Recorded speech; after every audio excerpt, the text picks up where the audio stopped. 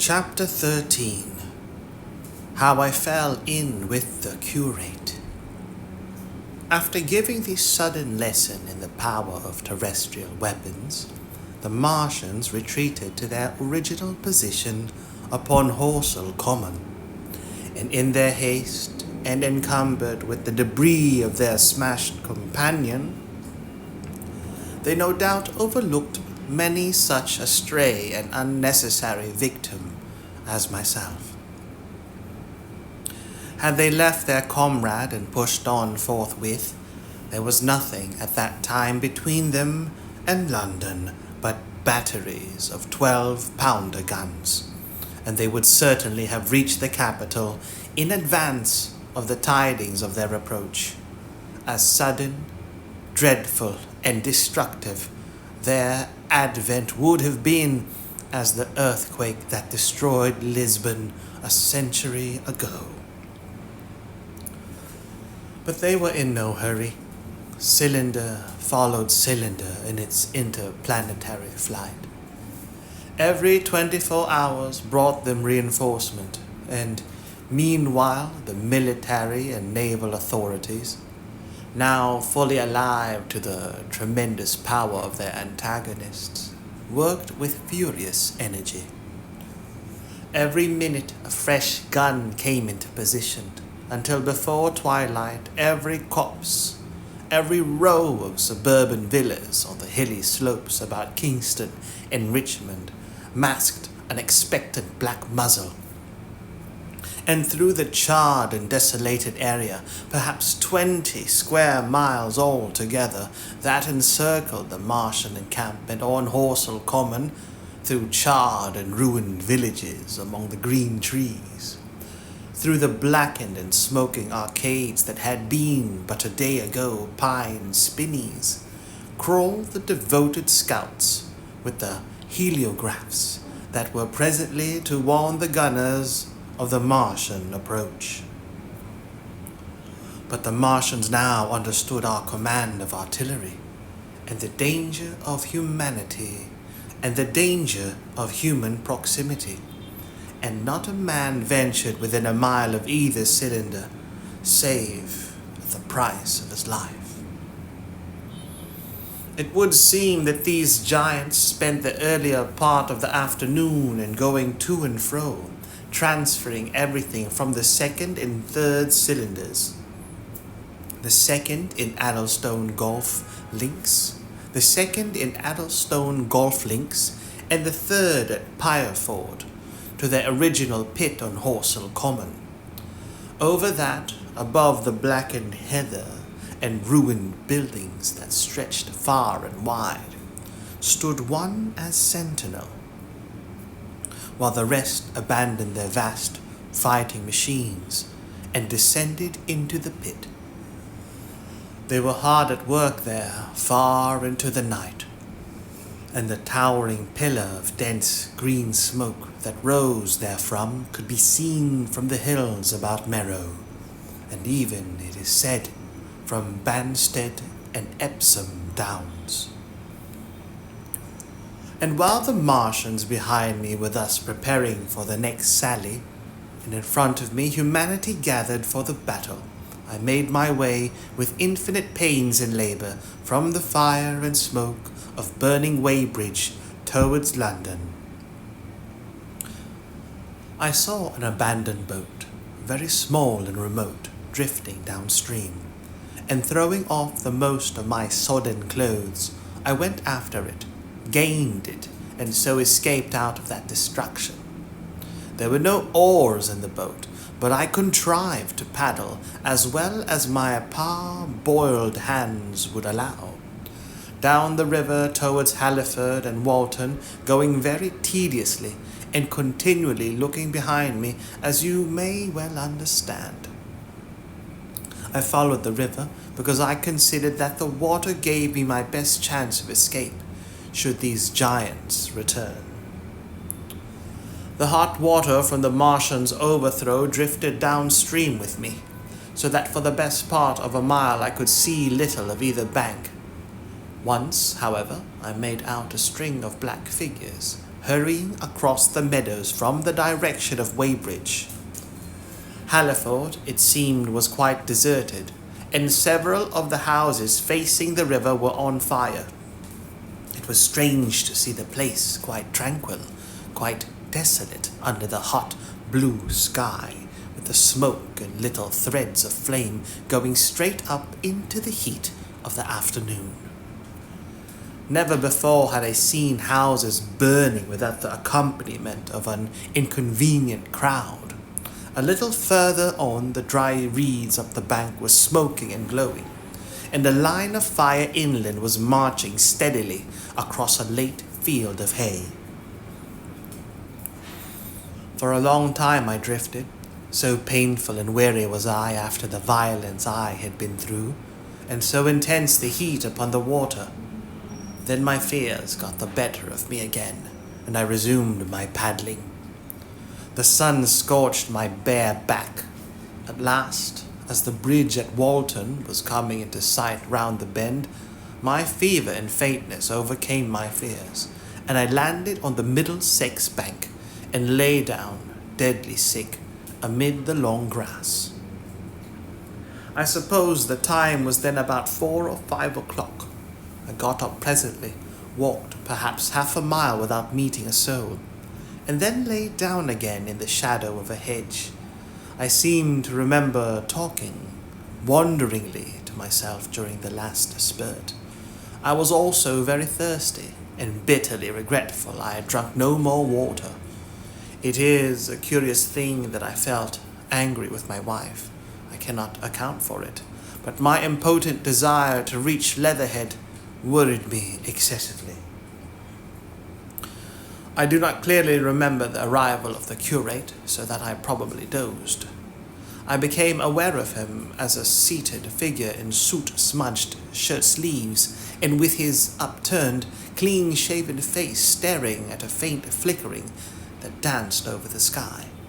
The sky was what is called a mackerel sky, rows and rows of faint down plumes of cloud, just tinted with the midsummer sunset. I sat up, and at the rustle of my motion he looked at me quickly. "Have you any water?" I asked abruptly. He shook his head. "You have been asking for water for the last hour," he said. For a moment we were silent, taking stock of each other. I dare say he found me a strange enough figure, naked save for my water-soaked trousers and socks, scalded and my face and shoulders blackened from the smoke. His face was a fair weakness, his chin retreated, and his hair lay in crisp, almost flaxen curls on his low forehead. His eyes were rather large, pale blue, and blankingly staring. He spoke abruptly, looking vacantly away from me. "What does it mean?" he said. "What do these things mean?" I stared at him and made no answer. He extended a thin white hand and spoke in almost a complaining tone. "Why are these things permitted? What sins have we done? The morning service was over. I was walking through the roads to clear my brain for the afternoon, and then fire, earthquake, death. As if it were Sodom and Gomorrah. All our work undone. All the work. What are these Martians?" "What are we?" I answered, clearing my throat. He gripped his knees and turned to look at me again. For half a minute, perhaps, he stared silently. "I was walking through the roads to clear my brain," he said. "And suddenly, fire, earthquake, death."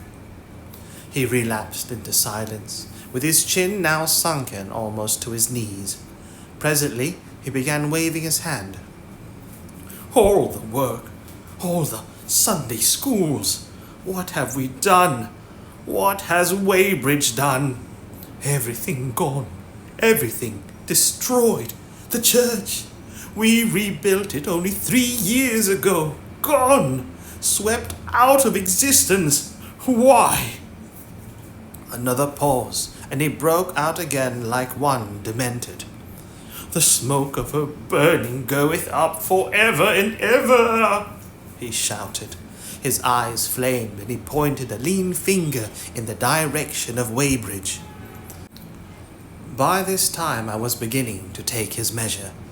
The tremendous tragedy in which he had been involved, it was evident he was a fugitive from Weybridge, had driven him to the very verge of his reason.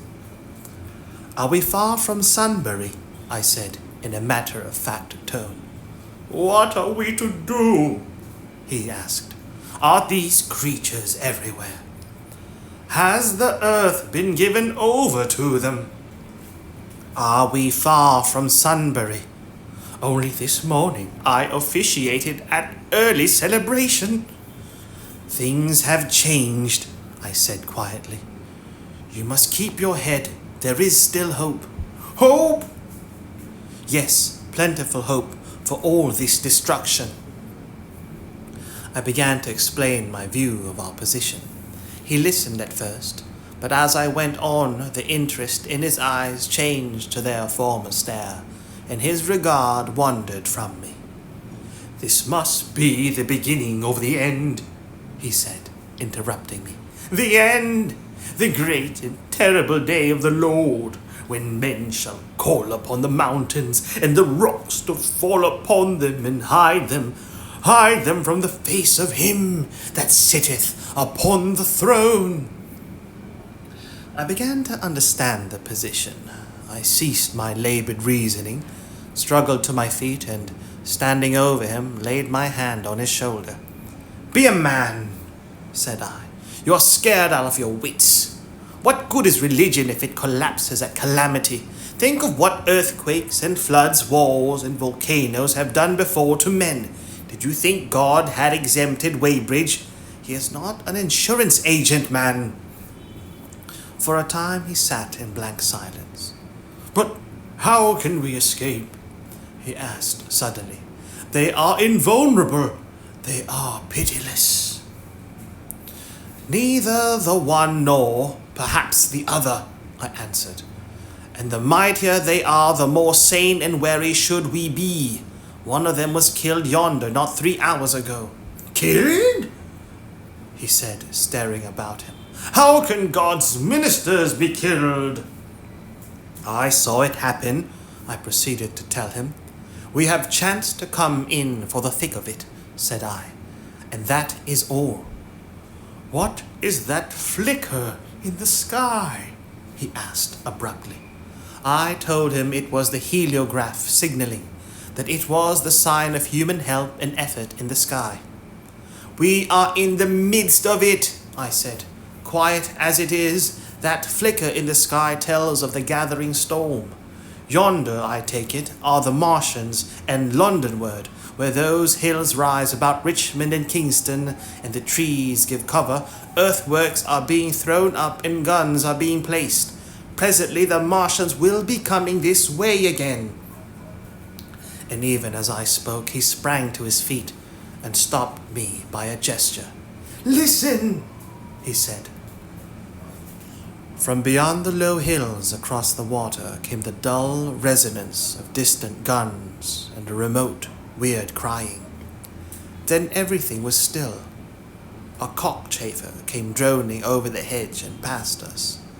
High in the west, the crescent moon hung faint and pale above the smoke of Weybridge and Shepperton and the hot, still splendor of the sunset.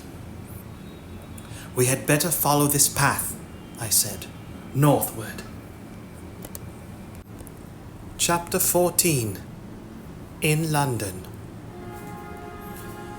My younger brother was in London when the Martians fell at Woking. He was a medical student working for an imminent examination, and he heard nothing of the arrival until Saturday morning. The morning papers on Saturday contained, in addition to lengthy special articles on the planet Mars, on life in the planets and so forth, a brief and vaguely worded telegram, all the more striking for its brevity.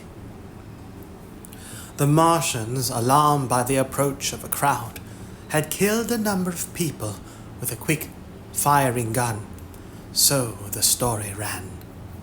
The telegram concluded with the words, "Formidable as they seem to be, the Martians have not moved from the pit into which they have fallen, and indeed seem incapable of doing so. Probably this is due to the relative strength of the Earth's gravitational energy."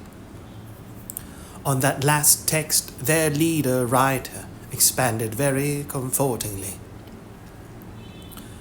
Of course, all the students in the Crammer's biology class, to which my brother went that day, were intensely interested, but there were no signs of any unusual excitement in the streets. The afternoon papers puffed scraps of news under big headlines.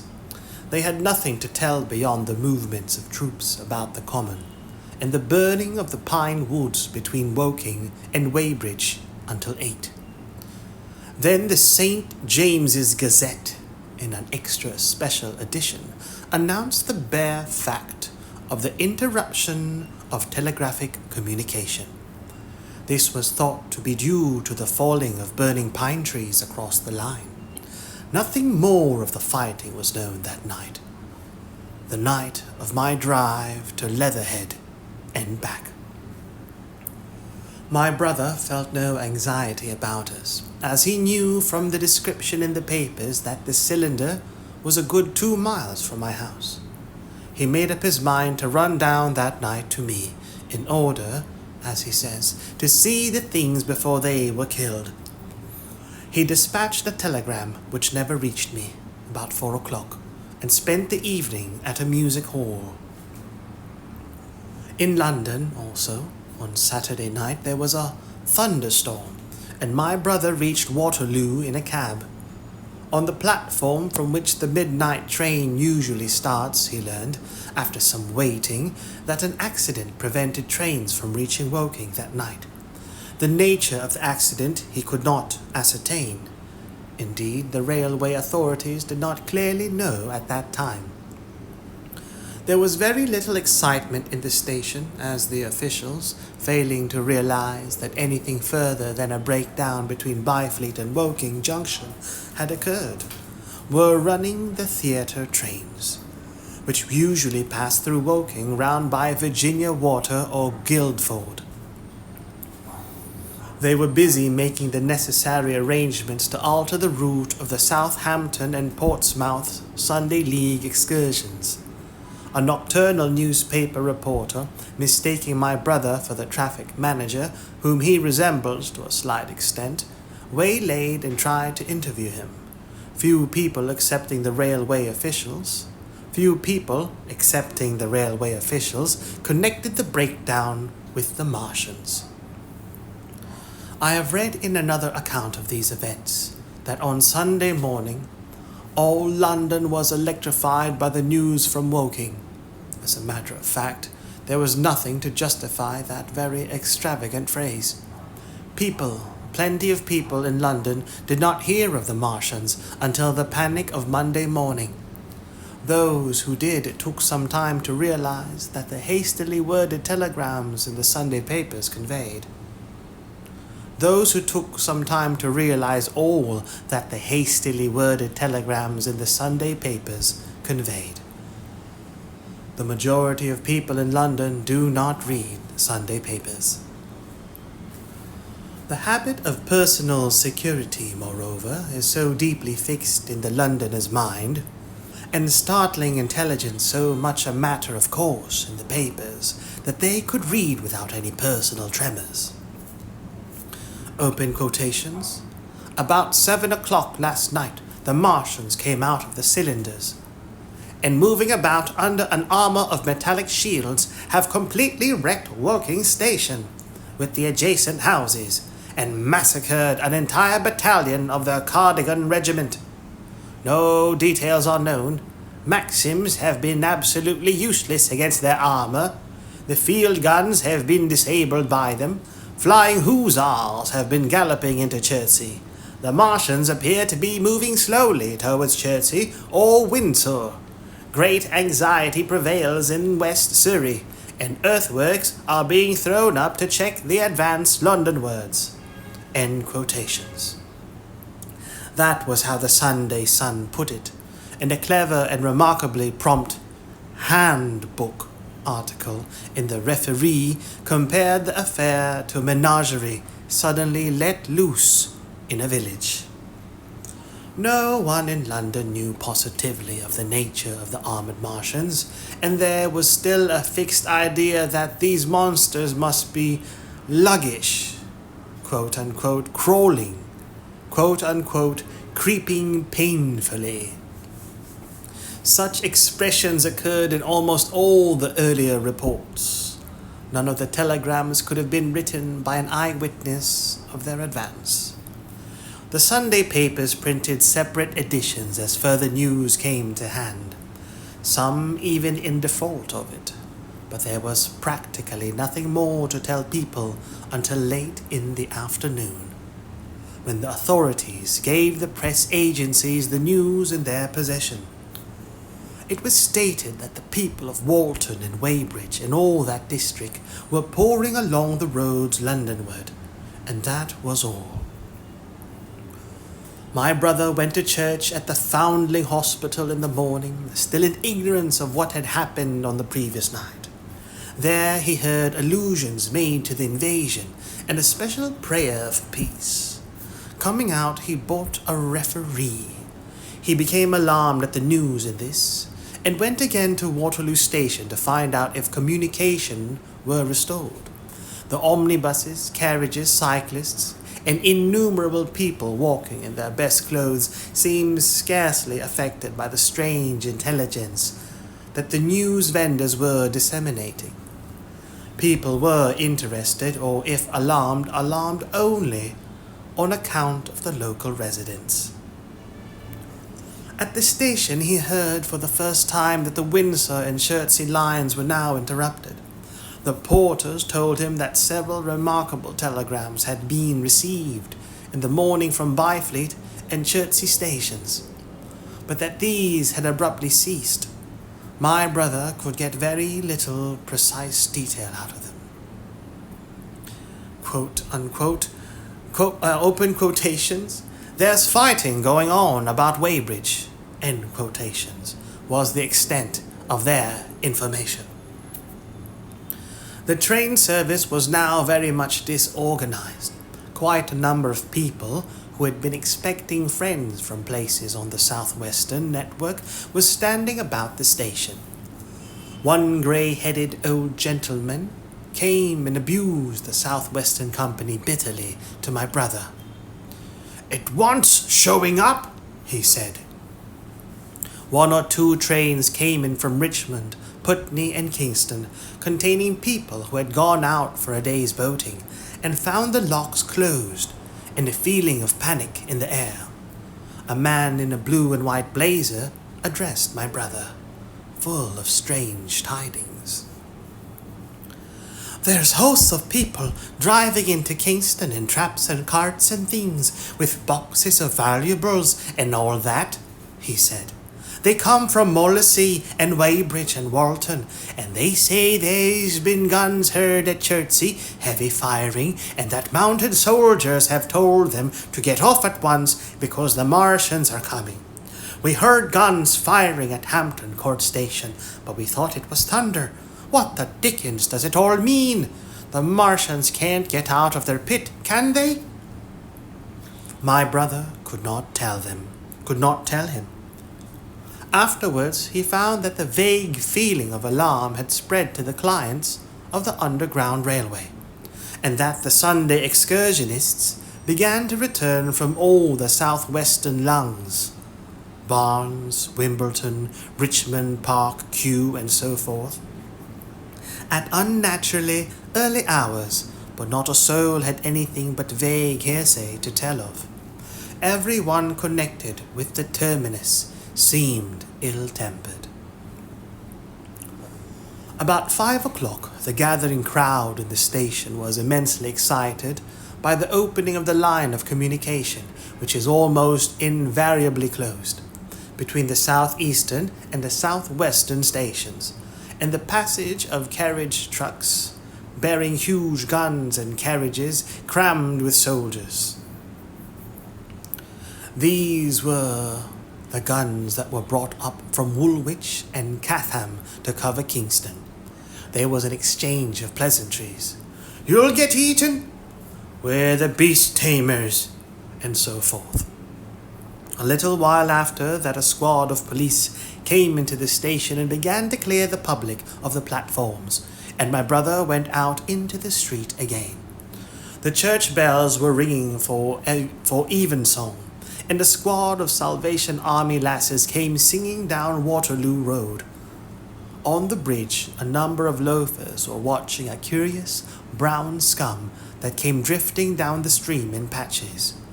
The sun was just setting, and the clock tower and the Houses of Parliament rose against one of the most peaceful skies it is possible to imagine. A sky of gold, barred with long transverse stripes of reddish-purple cloud. There was talk of a floating body.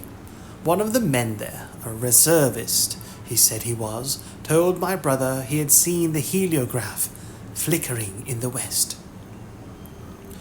In Wellington Street, my brother met a couple of sturdy rogues who had just rushed out of Fleet Street with still wet newspapers and staring placards.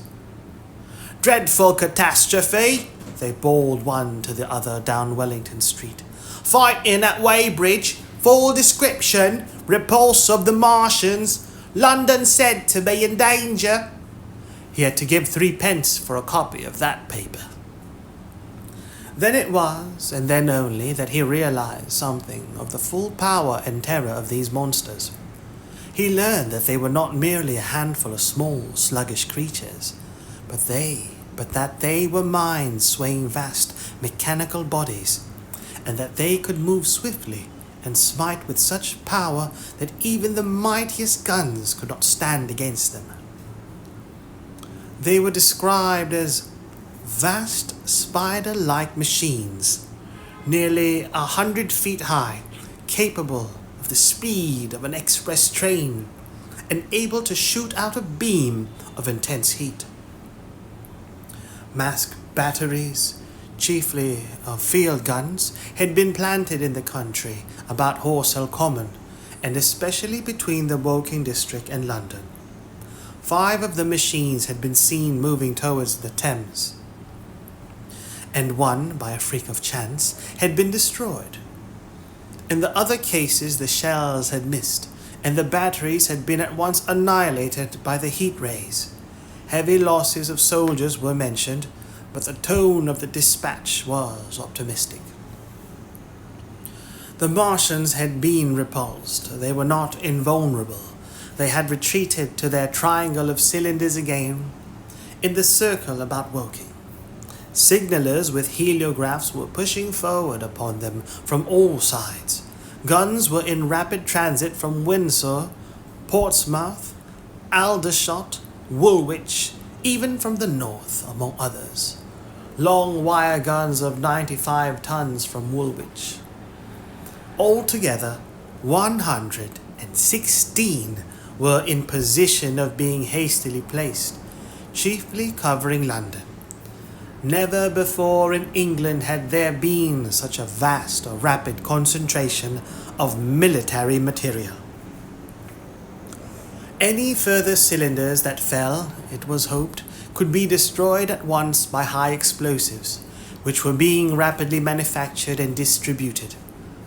No doubt, ran the report, the situation was of the strangest and gravest description, but the public was exhorted to avoid and discourage panic. No doubt the Martians were strange and terrible in the extreme, but at the outside there could not be more than 20 of them against our millions. The authorities had reason to suppose, from the size of the cylinders, that at the outside there could not be more than 5 in each cylinder, 15 altogether. and one at least was disposed of, perhaps more.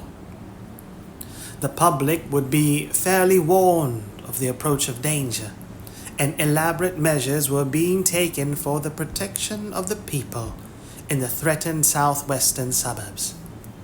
And so, with reiterated assurance of the safety of London and the confidence of the authorities to cope with the difficulty, this quasi-proclamation closed. This was printed in enormous type, on paper so fresh that it was still wet, and there had been no time to add a word of comment. It was curious, my brother said, to see how ruthlessly the other contents of the paper had been hacked and taken out to give this place. All down Wellington Street, people could be seen fluttering out of the pink sheet. Could be seen fluttering out the pink sheets and reading, and the Strand was suddenly noisy with the voices of an army of hawkers following their pioneers. Men came scrambling off buses to secure copies. Certainly this news excited people intensely, whatever their previous apathy. The shutters of a map shop in the Strand were being taken down, my brother said, and a man in his Sunday raiment, lemon-yellow gloves even, was visible inside the window, hastily fastening maps of Surrey to the glass. Going on along the Strand to Trafalgar Square, the paper in his hand, my brother saw some of the fugitives from West Surrey. There was a man with his wife and 2 boys and some articles of furniture in a cart such as greengrocers use. He was driving from the direction of Westminster Bridge, and close behind him came a hay wagon with 5 or 6 respectable-looking people in it, and some boxes and bundles. The faces of these people were haggard, and their entire appearance contrasted conspicuously with the Sabbath-best appearance of the people on the omnibuses. People in fashionable clothing peeped at them out of cabs. They stopped at the square as if undecided which way to take, and finally turned eastward along the Strand. Some way after these came a man in workday clothes, riding one of those old-fashioned tricycles with a small front wheel. He was dirty and white in the face. My brother turned down towards Victoria and met a number of such people. He had a vague idea that he might see something of me. He noticed an unusual number of police regulating the traffic. Some of the refugees were exchanging news with the people on the omnibuses. One was professing to have seen the Martians. "Boilers on stilts, I tell you, striding along like men." Most of them were excited and animated by their strange experience. Beyond Victoria, the public houses were doing a lively trade with these arrivals. At all the street corners, groups of people were reading papers, talking excitedly, or staring at these unusual Sunday visitors. They seemed to increase as night drew on, until at last the roads, my brother said, were like Epsom High Street on a Derby day. My brother addressed several of these fugitives and got unsatisfactory answers from most. None of them could tell him any news of Woking except one man, who assured him that Woking had been entirely destroyed on the previous night. "I come from Byfleet," he said. "A man on a bicycle came through the place in the early morning and ran from door to door warning us to come away. Then came soldiers. We went out to look, and there were clouds of smoke to the south. Nothing but smoke, and not a soul coming that way. Then we heard the guns at Chertsey, and folks coming from Weybridge, so I've locked up my house and come on." At that time there was a strong feeling in the streets that the authorities were to blame for their incapacity to dispose of the invaders without all this inconvenience. About 8 o'clock, a noise of heavy firing was distinctly audible all over the south of London.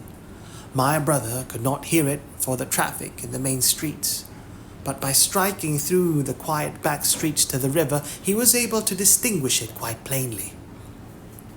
He walked back from Westminster to his apartments near Regent's Park, about 2. He was now very anxious on my account and disturbed at the evident magnitude of the trouble. His mind was inclined to run, even as mine had run on Saturday, on military details. He thought of all those silent, expectant guns, of the suddenly nomadic countryside. He tried to imagine boilers on stilts, 100 feet high. There were 1 or 2 cartloaders of refugees passing along Oxford Street, and several in the Marylebone Road. But so slowly was the news spreading that Regent Street and Portland Road were full of their usual Sunday night promenaders, albeit they talked in groups, and along the edge of Regent's Park there were as many silent couples walking out together under the scattered gas lamps as ever there had been. The night was warm and still, and a little oppressive.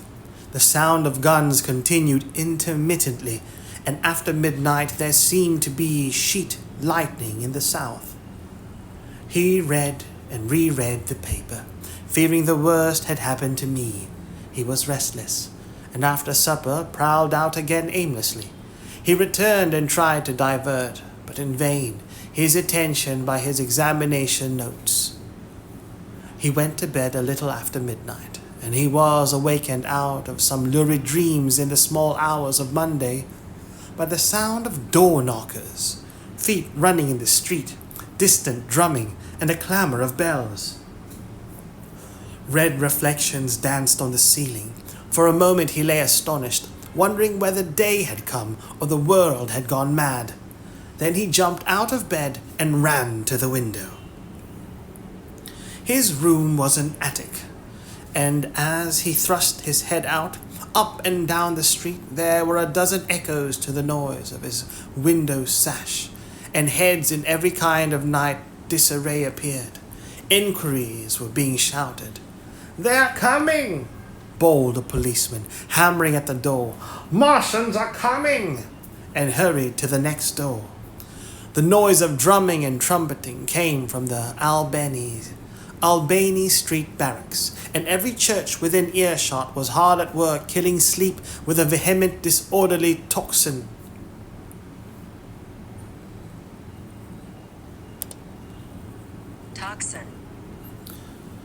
Tocsin, an alarm bell or signal. Tocsin. There was a noise of doors opening, and window after window in the houses opposite flashed from darkness into yellow illumination. Up the street came galloping a closed carriage, bursting abruptly into noise at the corner, rising to a clattering climax under the window, and dying away slowly in the distance. Close on the rear of this came a couple of cabs and forerunners of a long procession of flying vehicles, going for the most part to Chalk Farm Station, where the Northwestern special trains were loading up, instead of coming down the gradient into Euston. For a long time my brother stared out of the window in blank astonishment, watching the policemen hammering at door after door and delivering their incomprehensible message. Then the door behind him opened, and the man who lodged across the landing came in, dressed only in shirt, trousers, and slippers, his braces loose about his waist, his hair disordered from his pillow. "What the devil is it?" he asked. "A fire? What a devil of a row!" They both craned their heads out of the window, straining to hear what the policemen were shouting. People were coming out of the side streets and standing in groups at the corners talking. "What the devil is it about? What the devil is it all about?" said my brother's fellow lodger. My brother answered him vaguely and began to dress, running with each garment to the window in order to miss nothing of the growing excitement of the streets. And presently men selling unnaturally early newspapers came bawling into the street. "London in danger of suffocation. The Kingston and Richmond defences forced. Fearful massacres in the Thames Valley." And all about him, in the rooms below, in the houses on each side and across the road, and behind in the park terraces, and in the 100 other streets of that part of Marylebone, and the Westbourne Park district, and St. Pancras, and the Westward and Northward, and Kilburn, and St. John's Wood, and Hampstead, and Eastward, and Shoreditch, and Highbury, and Haggerstone, and Hoxton, and indeed through all the vastness of London from Ealing to East Ham. People were rubbing their eyes and opening windows to stare out and ask aimless questions, and dressing hastily as the first breath of the coming storm of fear blew through the streets. It was the dawn of the great panic. London, which had gone to bed on Sunday night stupid and inert, was awakened in the small hours of Monday morning to a vivid sense of danger. Unable from his window to learn what was happening, my brother went down and out into the street, just as the sky between the parapets of the houses grew pink with the early dawn. The flying people on foot and in vehicles grew more numerous every moment. "Black smoke!" he heard people crying, and again, "Black smoke!" The contagion of such a unanimous fear was inevitable. As my brother hesitated on the doorstep, he saw other news vendors approaching him and got a copy forthwith. The man was running away with the rest and selling his papers for $1 each as he ran, a grotesque mingling of profit and panic. And from this paper my brother read that catastrophic dispatch of the Commander-in-Chief. "The Martians are able to discharge enormous clouds of a black and poisonous vapor by means of rockets. They have smothered our batteries, destroyed Richmond, Kingston, Wimbledon, and are advancing slowly towards London, destroying everything on the way. It is impossible to stop them. There is no safety from the black smoke, but in instant flight." That was all, but it was enough. The whole population of the great 6 million city was stirring, slipping, running. Presently it would be pouring en masse northward. "Black smoke!" the voices cried. "Fire!"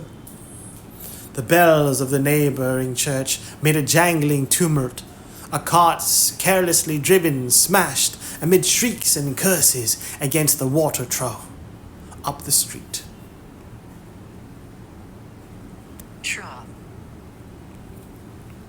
Trough, a long, narrow, open container for animals to eat or drink out of. The bells of the neighboring church made a jangling tumult. A cart carelessly driven smashed, amid shrieks and curses, against the water trough up the street. Sickly yellow light went to and fro in houses, and some of the passing cabs flaunted unextinguished lamps, and overhead the dawn was growing brighter, clear and steady and calm. He heard footsteps running to and fro in the rooms, and up and down stairs behind him.